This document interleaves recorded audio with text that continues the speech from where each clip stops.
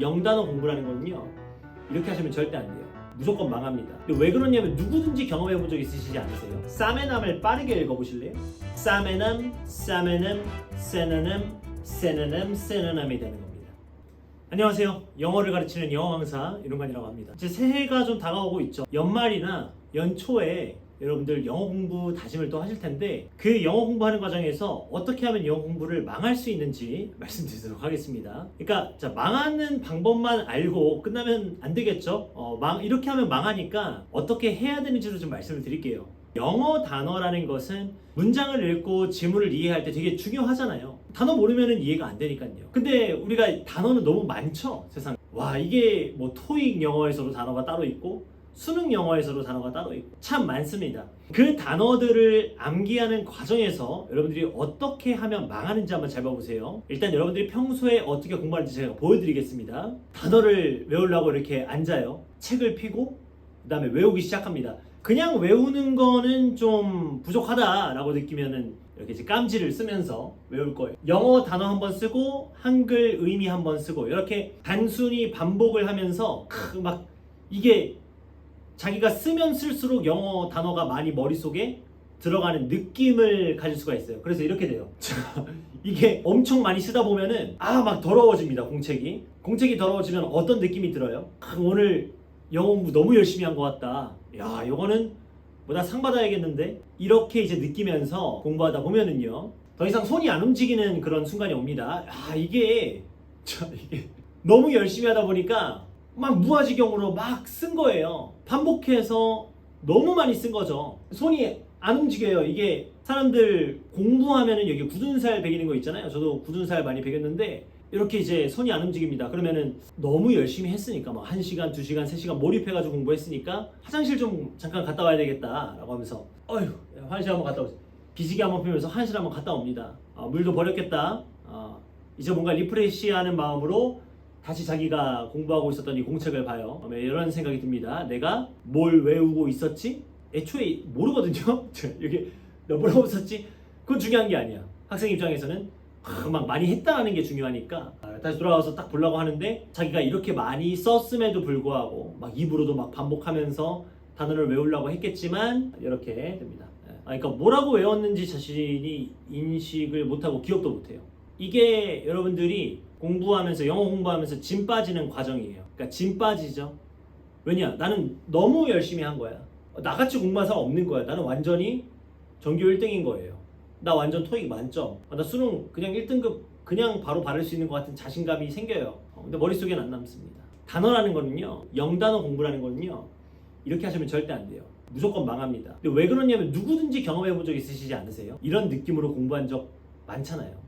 공부라는 거는 애초에 손 운동을 시키는 게 아니에요. 손 운동을 시키려고 해도 사고가 먼저 잡힌 다음에 손 운동을 하는 거예요. 그러니까 사고가 명확하지 않으면은 손은 헛 움직이게 되어 있습니다. 단어라는 것을 볼 때는요, 한 덩어리로 보시면 안 돼요. 예를 들면은 제가 한글 단어를 한번 말해볼게요. 합병. 합병이라는 말을 딱 보면은 합병이라는 단어로 우리가 그걸 인식을 할까요?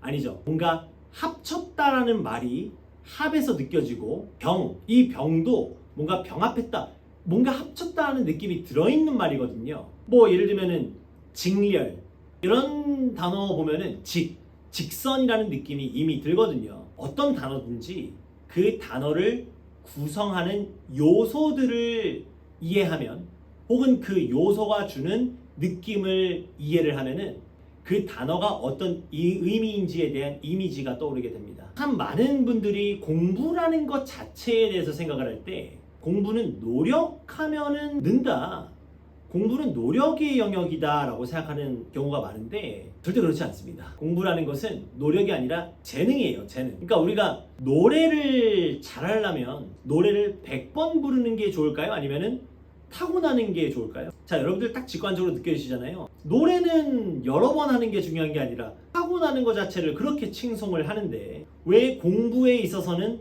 노력이라는 것을 그렇게 중요한 변수로 보냐 이거예요. 공부도 똑같습니다. 재능이에요. 근데 재능이라는 게 꼭 타고나는 재능만 있는 것이 아니라, 재능이라는 것은 배양시킬 수 있는 것입니다. 어떻게 우리가 단어를 보고 공부하는지에 대한 능력을 배양을 하는 게 중요하다는 거예요. synonym. 자, 이 단어 보면은 어떤 느낌이 드세요? 애초에 어떤 의미죠? 한글로 유의어라는 말이에요. 유의어. 그러면은 영어의 synonym을 볼 때는 저걸 덩어리로 보려고 해요, 사람들이. 근데 한글의 유의어를 볼 때는 저게 좀 나뉜다라는 것을 제가 저렇게 색깔 표시를 했는데 좀 보이실 거예요. 뭔가 유사한 의미를 가지고 있는 단어구나. 어라는 말을 보면 뭔가 언어, 단어 이런 게 떠오르잖아요. 그게 중요하다는 겁니다. 영어도 똑같아요. 한글은 한문 합쳐지면서 단어가 만들어지는데 영어는 어원들이 하나의 단어를 구성하게 됩니다. synonym은 그냥 synonym이라는 덩어리로 존재하는 단어가 아니라 same name이라는 두 단어가 합쳐져 있는 거예요. same name을 그냥 합쳐서 만들어진 단어는 원래 아니고 same에 해당하는 어원, name에 해당하는 어원이 합쳐지면서 만들어지는 겁니다. 예를 들면 same name이라는 단어가 이렇게 이를 탈락시킨 다음에 남만 남겼다고 쳐볼게요. 그러면 무식하게 저거 읽어보세요. 사메남. 그렇죠? 그러니까 same 남이 아니라 사메남 이렇게 읽을 수 있을 거 아니에요. 사메남을 빠르게 읽어보실래요? 사메남, 사메남, 세너남, 세너남, 세너남이 되는 겁니다. 자, 그러면 이렇게 단어가 부분의 합이라는 생각을 가지고 있는 사람이 synom이라는 단어를 볼 때랑 저 synonym이라는 것을 그냥 통째로 인지하려고 하는 사람이랑 누가 더 잘 외울 거냐는 겁니다. 그러니까 이거는 노력이 아니죠, 보니까. 이거는 저 단어를 보는 능력, 재능의 영역이라는 것이죠. antonym, 자, synonym이라는 단어하고 antonym이라는 단어하고 어떤 어원이 겹치는 게 눈에 보이시나요? 그러니까 무슨 말을 하는지 아시겠어요? 저거는 반이어죠. 그러니까 반이어라는 말이거든요. nam이라는 게 겹치는 거 보이시잖아요. 그러면 이제 우리가 배운 건 아까 말씀드린 거는 synonym밖에 없지만 antonym도 느껴지는 거예요. 어떤 의미가 있을지를. 저거는 anti-name이라는 의미를 가지고 있는데 저 anti라는 접두사랑 name이라는 어근이랑 합쳐지면서 antonym이 되는 거예요. 그러니까 이것도 빨리 읽다 보면은 anti-name, antonym, antonym, antonym, antonym이 되는 거거든요. 아시겠죠? 영어라는 게 막 별게 없습니다. 이게 읽다 보면 만들어지는 거예요. 여러분 달걀이라는 말이 어떻게 만들어졌는지 아세요? 달걀. 한글에서 달걀이라는 것도 닭, 그리고 알 이게 합쳐져서 만든 거예요. 달걀, 달걀이 되는 거거든요. 언어의 본질을 이해하는 이런 능력은 사실 뭐 영어뿐만이 아니라 다른 어떤 어휘를 봤을 때도 뭐 이게 뭐 그리스어라든지 아니면 뭐 갑자기 뜬금없이 프랑스어를 봤을 때도 그 단어가 가지고 있는 느낌이 어원 단위로 끊긴다라는 것을 이해하면 어떤 언어를 공부할 때도 도움이 됩니다. sympathy 어떤가요? 처음에 말했던 세노하고 비슷한 부분이 있죠.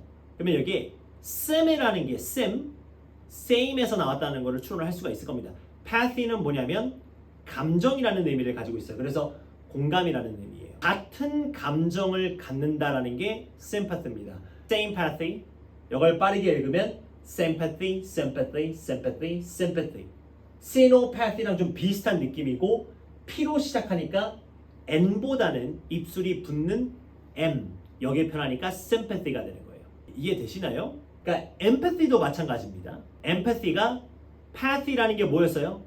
감정이잖아요. 하나를 배우면 둘을 알 수가 있는 게 이런 공부인데 pathy가 감정이면 empathy는 이게 안쪽으로 그러니까 in에서 나온 말이에요.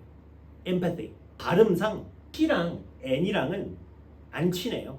이게 입술이 붙는 M 한 다음에 P로 넘어가는 게 편하거든요. P가 시작할 때 P 이렇게 시작하니까 empathy 감정이입입니다. 그러니까 감정이라는 것을 누군가에게 집어넣어서 사고하는 것을 얘기하는 것이죠. antipathy 이걸 추론을 하실 수 있으면 이제 사실 몇 단어 안 했지만 하나를 알면 둘을 아는 영어가 시작되는 겁니다. 0단어라는 거에 대해서 지금 이 짧은 시간으로 여러분들이 사고가 바뀌게 되는 거죠. 들여다보려고 하셔야 됩니다. 단어를. antipathy 반감. 왜겠어요?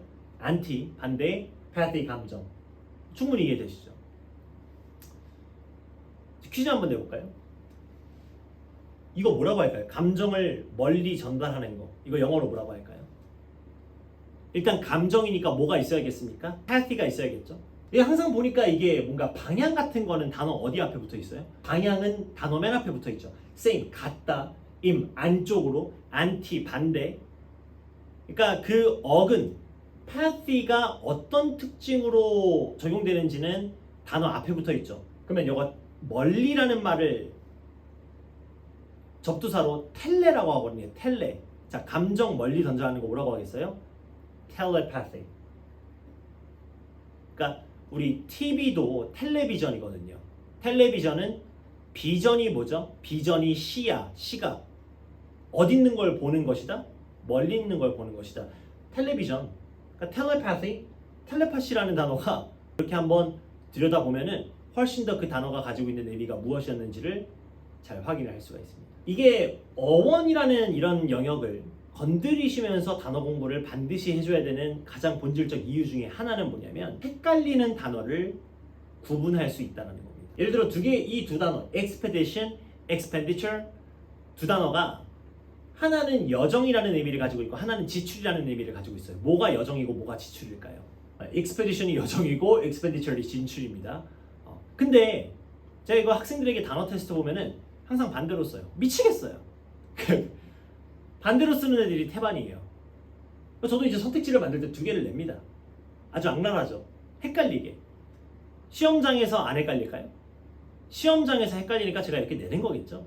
두 단어 일단 어떻게 분석하면 될까요? 어떤 마음가짐을 가지고 단어를 공부해야만 이런 거에서 안 헷갈리냐면 이 접두사, 어근, 전미사 좀 나누어서 볼 수 있어야 됩니다. 그러니까 얘기했던 것처럼 단어는 하나의 덩어리가 아니라는 거죠. 단어는 부분의 합입니다.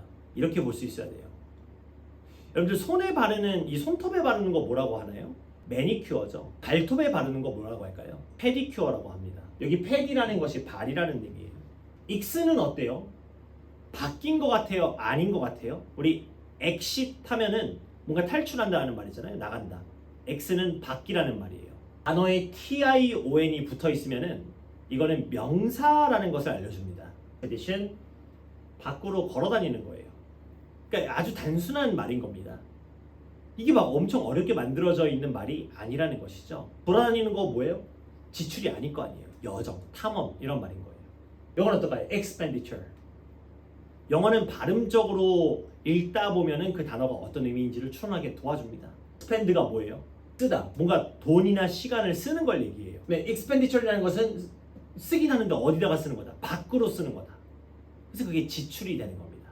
이게 S가 사라지는 거예요. 왜 사라지겠어요? X하고 S하고 발음이 겹치다 보니까 expenditure 자연스럽게 사라져서 expenditure이 되는 겁니다. 제가 이거를 이제 학생들한테 알려주면은 거의 대부분의 학생들은 수업 듣고 야 이렇게 해야겠구나라는 걸 느껴요. 근데 종종 학생들이 어떤 질문을 던질 때가 있냐면 모든 단어를 이렇게 봐야 되냐라고 질문을 해요. 모든 단어를 이렇게 봐야 될까요? 아니겠죠. 예를 들어 dog, cat, rain, 강아지, 뭐 고양이, 비 이런 건 이렇게 외우지 않아도 머릿속에 들어갑니다. 굳이 이렇게 봐야만 하는 단어들은 어떤 단어들일까요? 만약에 여러분들이 준비하고 있는 것이 수능이라든지 만약에 여러분들이 준비하고 있는 것이 탭스, 토익 이런 지문들을 읽는 좀 어려운 지문들을 읽는 사람 입장에서는 반드시 이렇게 가야 됩니다.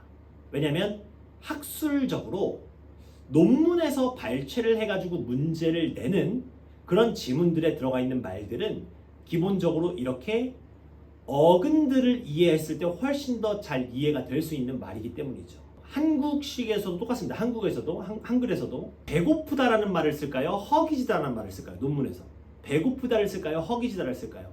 허기지다라고 쓰겠죠. 조금이라도 좀 더 어려운 단어를 쓰려고 해요.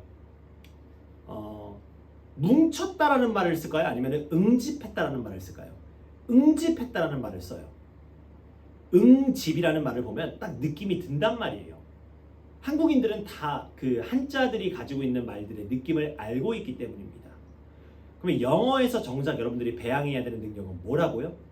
이렇게 어원들에 대해서 생각을 하면서 공부하는 습관을 들이는 겁니다.